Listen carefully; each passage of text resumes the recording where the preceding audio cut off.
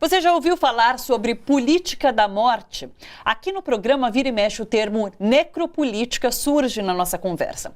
Vamos entender do que se trata? Estamos com Fábio Luiz Ferreira Nóbrega Franco, psicanalista e doutor em filosofia, membro do Laboratório de Teoria Social, Filosofia e Psicanálise da USP e do Fórum do Campo Lacaniano de São Paulo. Seja muito bem-vindo, Fábio. Muito obrigado. Muito obrigada pela presença. Vamos começar explicando, então, o que é esse termo, necropolítica, da onde ele surge, o que ele quer dizer?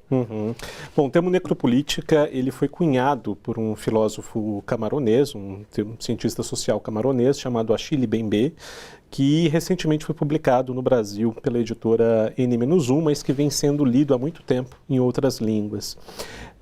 Outros termos parecidos com necropolítica já existiam, como tanatopolítica, etc., mas o Mbembe foi responsável por ter pensado e elaborado conceitualmente a relação entre o poder e a morte de forma mais aprofundada do que outros autores vinham fazendo. Sim. A grande novidade trazida pelo Mbembe foi ter colocado no centro da reflexão política uma discussão sobre os modos e as formas pelas quais o poder político, de diferentes maneiras, se apropria da morte como um objeto de gestão.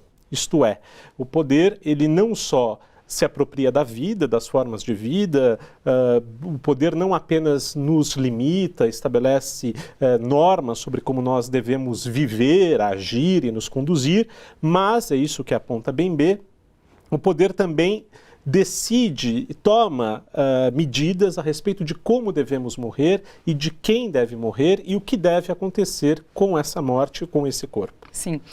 Por que aqui no Brasil hoje a gente fala tanto sobre necropolítica? Acho que é uma pergunta super importante, afinal de contas, o termo cunhado por Mbembe escapou da mão do Mbembe, escapou da pena do autor e ganhou vida própria, se tornando um conceito político essencial para movimentos sociais, para pesquisadores, para intérpretes da nossa contemporaneidade. Em primeiro lugar, creio que no Brasil nós tenhamos que colocar formas de gestão necropolítica com outras formas de gestão da vida. Isto é, não se trata de pensar que a necropolítica é a única maneira do poder gerir as mortes e gerir os mortos. A necropolítica no Brasil, ela entra, digamos assim, num dispositivo mais complexo em que ela se encontra, por exemplo, com o racismo, com o discurso do inimigo interno, com o neoliberalismo e com outras tantas racionalidades que compõem a lógica do poder no Brasil.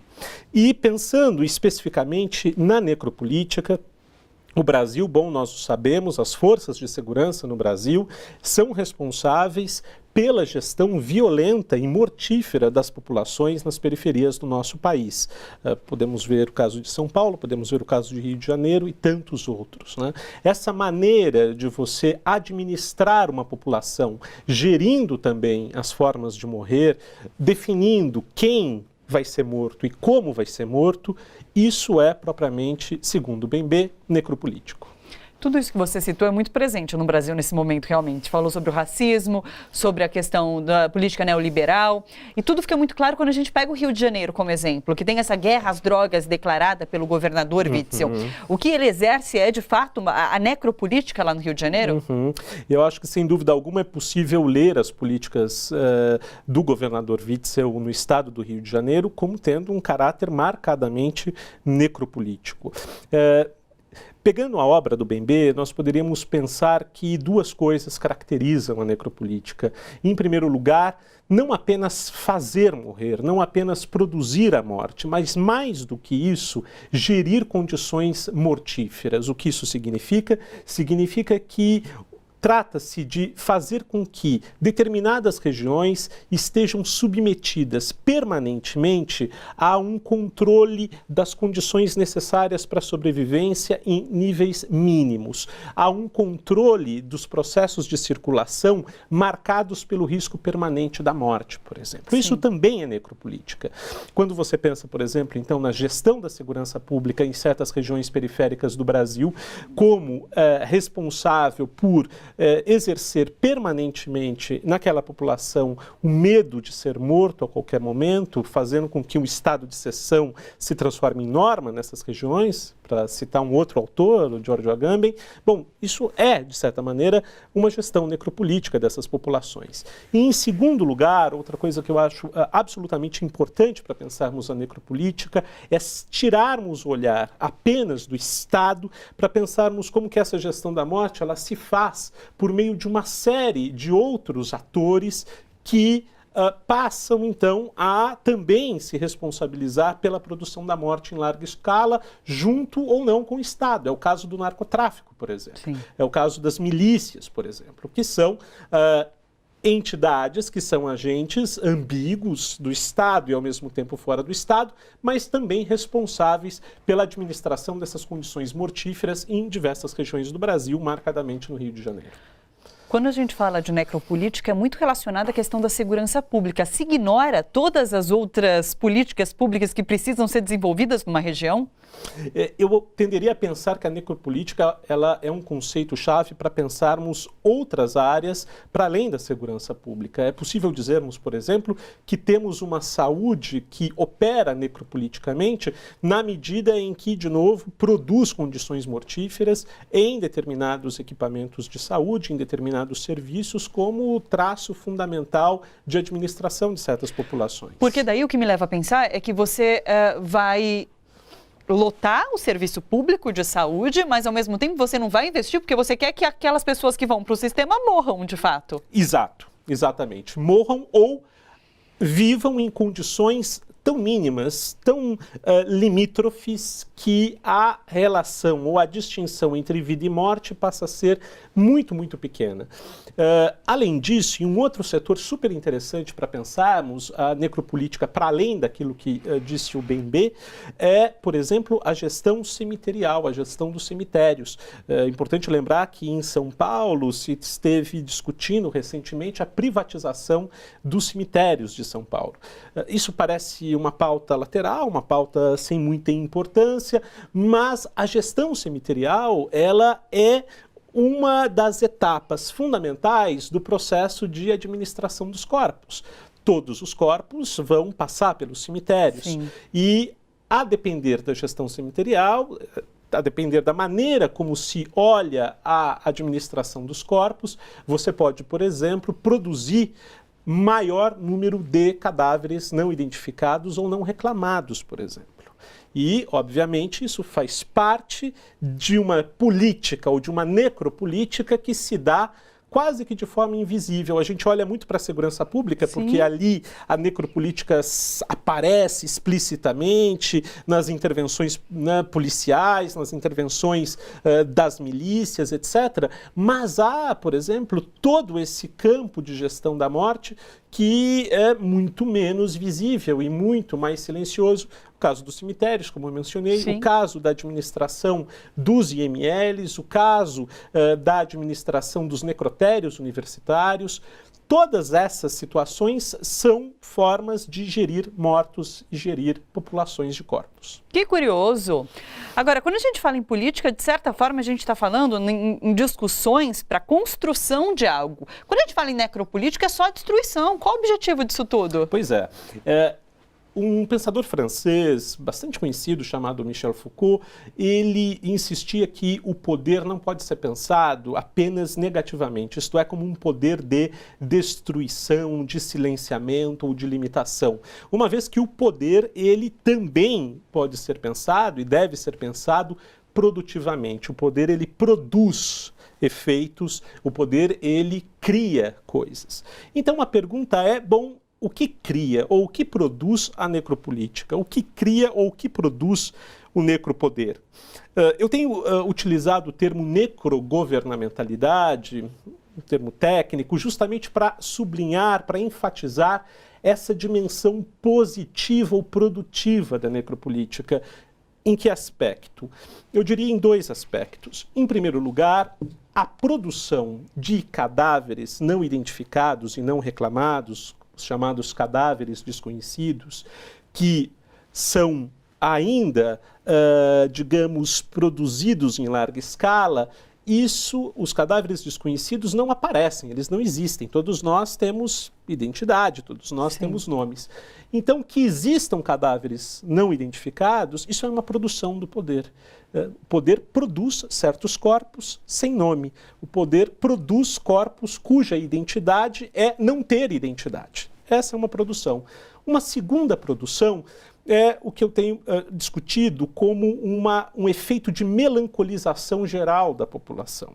Isto é, certos setores cujos mortos não podem ser chorados, certos setores cujos mortos desaparecem, certos setores sociais cujas mortes não tomam nenhuma proporção na sociedade. Bom, esses grupos, em alguns casos, ou algumas dessas pessoas podem se identificar com uma posição melancólica, isto é, com uma posição de quem já não tem mais nada a fazer contra esse poder, uma posição de quem perdeu algo, que não sabe o que perdeu, que não pode simbolizar o que perdeu, que não pode dizer nada sobre o que perdeu e que resta a ela se identificar com essa perda e, portanto, se converter em uma forma de subjetividade passiva e silenciosa. Daí você mina qualquer tipo de reação também. Exatamente. Como uma política dessa é reeleita? Porque só tem coisa ruim. Pois é, eu acho que essa política, ela tem essa face, mas ela tem muitas outras, né? Como eu disse, nenhum governo ele tem uma única face necropolítica. Sim. Ele tem uma face necropolítica e está vinculada a ela outras faces desse poder, outras racionalidades e outros discursos. E eu insisto, no Brasil, o discurso do inimigo interno é muito presente e é muito potente, como nós vimos nas últimas eleições presidenciais. E o que diz o discurso do inimigo interno? O discurso do inimigo interno, como alguns autores insistem, é um discurso que está organizado e se orienta a partir de uma lógica que nós podemos chamar de lógica imunológica. O que isso quer dizer? Tal como na imunologia, em que uma entidade externa infecta e contamina um corpo e, portanto, para que eu possa manter a saúde desse corpo, eu preciso eliminar essa entidade externa que me infecta, eu preciso, portanto, destruí-la.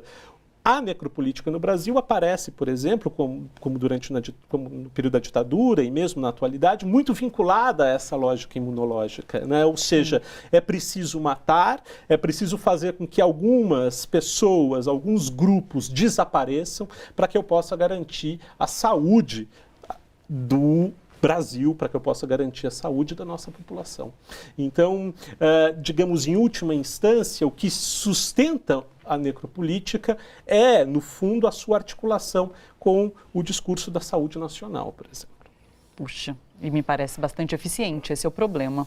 A gente recebeu uma pergunta, só deixa eu pegar aqui rapidinho, das pessoas que estão acompanhando a gente pela internet. Se você está vendo pelo Facebook ou YouTube, se quiser comentar alguma coisa, mandar um comentário, uma pergunta aqui pra gente. A Letícia Durão disse assim, olha, eu trabalho no cemitério municipal do Boqueirão, em Curitiba, pertencente ao Serviço Funerário Municipal. Curitiba tem muitos defeitos, mas nosso sistema de serviço funerário é exemplar. Guilherme Santos fala assim, qual a relação entre o neoliberalismo e a necropolítica? Eu acho essas duas intervenções super importantes. Em São Paulo, um rápido comentário, acho que vale a pena em razão do que disse a telespectadora de Curitiba.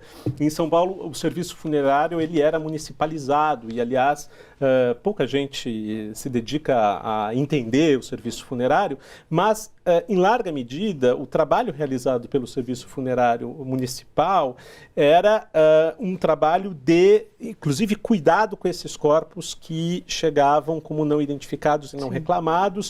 Na gestão anterior, na gestão municipal anterior, foi criado, inclusive, por iniciativa de alguns grupos, inclusive do serviço funerário, uma página na internet com descrições de todos os corpos que davam entradas nos cemitérios municipais não identificados e não reclamados, o que possibilitou que muitas famílias, inclusive de fora do município, pudessem reconhecer naquela descrição algum traço do seu familiar, desaparecido, entrar em contato com o serviço funerário e finalmente localizá-lo. Então a importância de um serviço funerário municipalizado, pensado como política pública, é justamente permitir que certas formas de gestão necropolítica dos corpos possam encontrar resistência e limitações. Sobre a questão do neoliberalismo, uma questão fundamental, porque o neoliberalismo ele parece o oposto da necropolítica. Afinal de contas, o discurso neoliberal se caracteriza, dentre outras coisas, por uma espécie de supervalorização da potência, da performance, da criatividade, injunções como seja você mesmo, invista em você, aumente o seu capital, etc. E, bom, de que forma é possível pensar necropolítica e neoliberalismo? E, acho que a chave para pensar a relação entre essas duas racionalidades encontra-se justamente no fato de que, no atual estágio do capitalismo, e isso vem sendo discutido por vários autores, se produz cada vez mais uma extensa massa da população que não vai ser absorvida pelo mercado de trabalho. Ou seja, a gente tem a produção de uma massa da população que pode ser considerada improdutiva. Sim. Por várias razões, por N motivos, uma massa improdutiva, uma massa que não vai ser incorporada pelo trabalho. E, bom, o que fazer com essa massa? Como gerir essa população? Antigamente se poderia pensar, essa população ela é gerida de tal forma que a médio prazo ela seja novamente reincorporada no mercado de trabalho. Talvez esse fosse o mote, por exemplo, das políticas chamadas desenvolvimentistas. Crio condições, crio certas estruturas que vão permitir a médio prazo que esse grupo, que esse setor da mão de obra que não está sendo aproveitada no momento possa ser reaproveitada.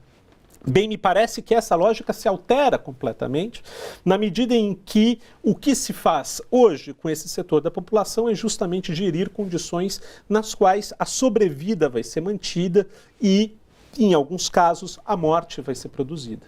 Essas pessoas que você se refere são esses desalentados, que são essas pessoas que estão desempregadas já há um tempo e que não estão procurando emprego porque sabem da situação que o país passa. Exatamente, esses setores ou as pessoas que estão em situação de rua. Sim. E todos aqueles grupos que são considerados perniciosos, perigosos, improdutivos, etc.